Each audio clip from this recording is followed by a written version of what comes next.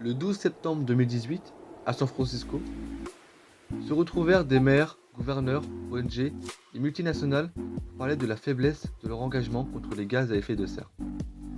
Quelques États ont signé pour agir à leur niveau pour tenir les accords de Paris. Parmi ces États, nous retrouvons Washington, la Californie, le Nevada, l'Oregon ou encore la Pennsylvanie. Aujourd'hui, nous nous intéressons à la ville de Pittsburgh, en Pennsylvanie. Pittsburgh est une ville de 2 millions d'habitants. Elle s'est développée dès la fin du 19e siècle grâce à l'activité minière et sidérurgique au cœur de la Manufacturing Belt.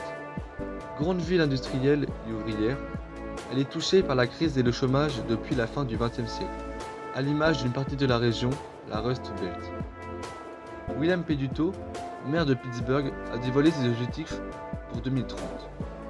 Ils incluent 100% d'énergie renouvelable, la fin de l'enfouissement des déchets et des carburants fossiles pour les véhicules municipaux. Le maire veut réduire de 50% la consommation d'énergie d'eau et les émissions de gaz à effet de serre de sa ville. Au total, 470 bâtiments sont engagés dans cette démarche. De plus, le David L. Lawrence est un bâtiment rénové en 2003 pour être aux nouvelles normes écologiques. Pittsburgh compte aujourd'hui 39 bâtiments certifiés LEED, Leadership in Energy and Environmental Design, un système de standardisation des bâtiments à haute qualité environnementale.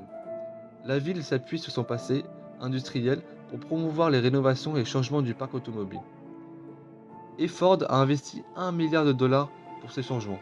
De plus, ces nouvelles méthodes pour produire de l'énergie verte permettent de créer 13 000 emplois dans le domaine et 76 000 en 2040. Mais aussi des startups qui arrivent à stocker de l'énergie grâce à de l'eau de mer. Pittsburgh a aussi repensé ses anciennes zones industrielles en créant des éco-districts, mais aussi la ville suit des Three River Park qui consistent à créer des zones naturelles, et le maire William Peduto aussi engagé à développer les transports écologiques dans la ville. Tout ceci fait de Pittsburgh 2030 l'un des projets écologiques les plus avancés des États-Unis et fait rentrer cette ville au club des 400 villes américaines, soit 70 millions d'Américains dans 47 États, démocrates et républicaines ayant choisi la défense de l'environnement et le respect des engagements pris à Paris lors de la COP 21.